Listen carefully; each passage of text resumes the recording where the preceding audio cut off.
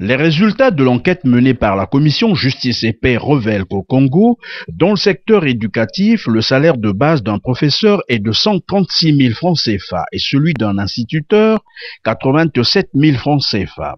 Dans le secteur de la santé, le salaire de base d'un infirmier est de 84 000 francs CFA et celui d'un médecin, 120 000 francs CFA. Alors, comment font-ils pour joindre les deux bouts du mois ?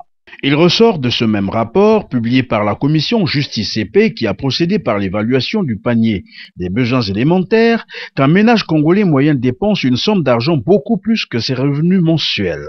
Le rapport fait état de plus de 160 000 francs CFA de dépenses spécifiquement alimentaires.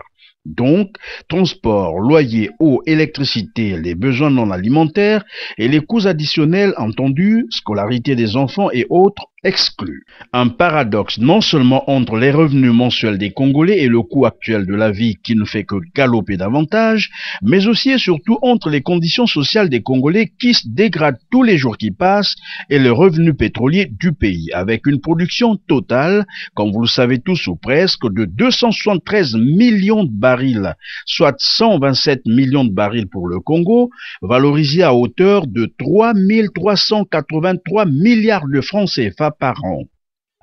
Le paradoxe est d'autant plus frappant qu'il suffit d'observer la vie quotidienne des Pontenégrins et l'état de la ville et ses environs. Des ruelles transformées en réservoirs des eaux usées, les marchés où l'homme cohabite finalement avec des poubelles. Ici, nous sommes dans le marché central, le plus grand marché de la ville, plongé dans un état d'insalubrité très avancé avec tous les risques de maladie que cela représente. Une cohabitation malheureuse entre les commerçants et les poubelles très asphyxiantes. C'est gênant, plus que les clients, place de tegis saleté, talbambi c'est mazangue, talbamaza, place au bima kudja, donc vraiment il y a que passer. Talzan saleté, babimba que tegis kudja, net pas cuisse de poulet que n'anganda banzizi, donc vraiment. Est-ce que fouta ba droit bête normal? Net ba billet bête que fouta ka, ah ouais si tous les jours bête que fouta ba billet bête correctement. Mais moi ba ku yidi que bête o ikelve. Ou bien yi mbas bale yidika, mais mbas que ta là-bas que na yidika ka ba ve. Au fur et à mesure salité na bana losaka moi ba ku katula, ikelve moi ba katulia o kelve. Talba mardo ke paquet. Ka ko na landa bête pambango wa. Bala bo bala basal kindumba choba kana sala kindumba. Donc vraiment on fa souhaiter la sala. Non bet la sosa moyen ça me teki ça bet zo moyen ko aider baba na yinzo moyen ko vivre ikelve. Tal net façon na mke fia ku kwela. Même que texan ça mu débrouiller. Nous on fait musal même kindumba. Donc benga la sosa façon bet sal kindumba ou bien wa façon vraiment yake na nyongsa mu mingi. Mu vana na dolizi maison de dolizi vrai kitoko. Il y a étage propre iki mais vraiment voilà bête nene voilà nene vraiment que net ville nene Pointe Noire. On le ba bongi ça voilà zanda nene zanda bana bongi save. Tala ma place nyonso salete ba bana beto kutegisi kaka na zule manza beto osika na zule manza. Une situation qui prend des proportions inquiétantes au marché La Frontière, d'autant plus que les commerçants et les populations environnantes sont en proie à des maladies telles que la fièvre typhoïde et bien d'autres maladies pulmonaires. Un véritable problème de santé publique traduisant ainsi l'abandon et la négligence des autorités municipales. Voilà qui traduit que Pointe-Noire manque une vraie politique de collecte d'ordures et d'assainissement de la ville. Vous en doutez, voici un autre cas d'illustration que l'on trouve partout ailleurs dans la ville. Derrière cette montagne d'ordures, loin du marché bien entendu, se trouve caché l'Institut technique supérieur Thomas Sankara, plongé dans l'herbe, transformé d'ailleurs en toilette publique puisqu'il en manque dans la ville. Vous avez probablement compris que le décor est le même. Les dépôts sauvages d'ordures polluant l'air à la place des poteaux d'éclairage public, car le courant électrique au même titre que l'eau potable se pose en termes d'un vrai problème social depuis 10 ans.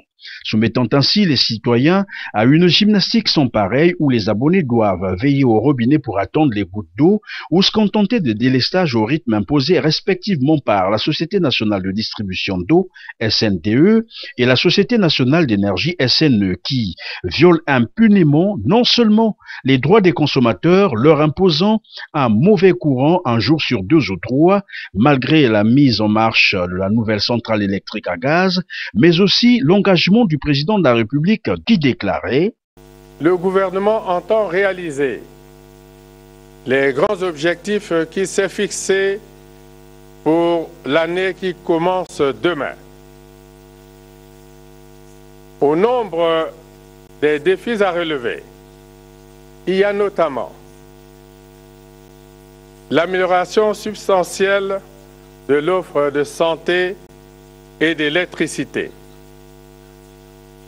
l'assainissement de nos principales agglomérations urbaines. Plus de 7 mois après cet engagement, la réalité sur le terrain demeure alarmante, probablement parce que, comme l'annonçait le docteur Talence Malonga alors qu'il intervenait au colloque international sur la République en décembre 2010, dénonçant le fossé entre le président de la République et les responsables chargés d'exécuter ces mesures. Quand je parle de manque de volonté, c'est parce qu'effectivement, nous disons les choses ici, franchement, nous savons très bien que, en termes de responsabilité, on l'a dit, en parlant de bonne gouvernance, c'est un problème d'honnêteté et de responsabilité. Malheureusement, dans notre pays, à certains niveaux, il y a des cassures.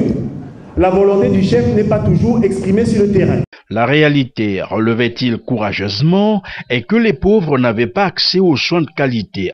Dans nos services sociaux, malheureusement, qui ne disposent pas toujours des moyens nécessaires, on demande toujours une contribution du patient, du malade. Même la consultation qui devrait être gratuite pour certains est payante. Et pourtant, il existe des gens qui n'ont même pas 500 francs pour payer la consultation à l'hôpital. Mais on l'exige. Donc la relation entre revenus et services sociaux, malheureusement, dans notre pays, lorsqu'on touche la réalité du doigt, fait en sorte que les plus démunis, les plus vulnérables, n'ont pas accès aux soins de qualité. Un phénomène, dirait-on, d'actualité, comme nous le montrent ces images, sur l'hôpital de base de Tiétié est valable pour tous les autres établissements de santé publique au Congo. On peut se passer de tout commentaire. Pendant ce temps, les seules évacuations sanitaires des officiels coûtent beaucoup plus d'argent à la République du Congo. Et si on pouvait prendre des mesures courageuses telles que proposées au cours du même colloque par le docteur Anatole Koliné Makosso. Il faut une décision courageuse qui disent qu'on arrête les évacuations sanitaires aujourd'hui, par exemple. Vous calculerez et vous verrez ce que ça nous coûte comme évacuation sanitaire. Quand on sait que ce qu'on évacue, parfois on va pour retirer une chic, ou parfois on va pour ne plus y revenir. On vient effectivement dans un cercueil. Si on réussit à revenir bien portant, ça veut dire qu'on était parti pour un mal bénin. Mais si c'est vraiment un mal grave, c'est très difficile. Mais si nous disons, pendant un moment, il y a un texte, les députés sont là, ils votent le budget, ils disent, bon, nous aujourd'hui, évacuation sanitaire, nous avons barré. Ça n'existera plus dans le budget. Qu'est-ce que vous avez prévu? Combien de milliards on prévoit chaque année pour les évacuations sanitaires? Environ 30 milliards. N'est-ce pas que l'on soulagerait aussi les plus démunis par la mise en place d'un système de sécurité sociale efficace? Le problème de l'éducation demeure entier et constitue une véritable épine sous les pieds. Comment est-ce possible dans un pays producteur de pétrole et du bois que les élèves continuent à faire cours à même le sol, tel qu'ici à l'école primaire Kwanga Makosso de Makayabu et l'école 31 juillet de Mvumvu? Nous avions 1268 élèves du CP1 au CM2. Au niveau des tables bancs, par exemple, l'école a un déficit très criard d'au moins 168 tables bancs. Donc, nous sommes également un centre retenu pour le CP, le concours. Et donc, les quelques tables que nous avions ne suffisent pas, n'est-ce pas, pour faire asseoir les 1268 élèves. Plus curieux encore, dans ces établissements scolaires publics, à côté du déficit des tables bancs, on note également le mercantilisme des pouvoirs publics qui ont mis en location 2 salles de classe sur 6 à l'école Cabinès et affecté l'espace de l'éducation sportive à un terminal de la fibre optique, exposant ainsi les enfants aux effets des micro-ondes, notamment les troubles de sommeil ou les accidents vasculaires cérébraux. Ici, l'école 31 juillet abrite 6 bâtiments, dont nous utilisons que 4. Les 2 autres sont attribués à l'école consulaire angolaise.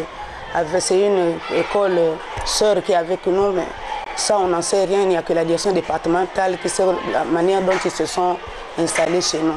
Ce qui nous met mal à l'aise parce qu'on est venu ériger l'antenne, on nous a dit que c'est une fibre optique. Bon, on ne sait pas si c'est une antenne ou c'est une fibre optique. Nous nous sommes rapprochés de la direction départementale de l'enseignement primaire, secondaire et de l'alphabétisation pour comprendre ces différentes transactions. La réponse se fait toujours attendre. Comme si l'école ne comptait pas pour les pouvoirs publics, des espaces scolaires sont désormais spoliés au profit des activités commerciales privées. Le dernier exemple en date, c'est cet espace de l'Institut technique supérieur Thomas Sankara qui a été cédé à la société Puma pour installer une station-service sans intérêt public. Des réalités qui n'honorent pas la ville de Pointe-Noire, ville pétrolière, capitale économique du Congo-Brazzaville, qui vit au rythme d'une pauvreté non justifiée.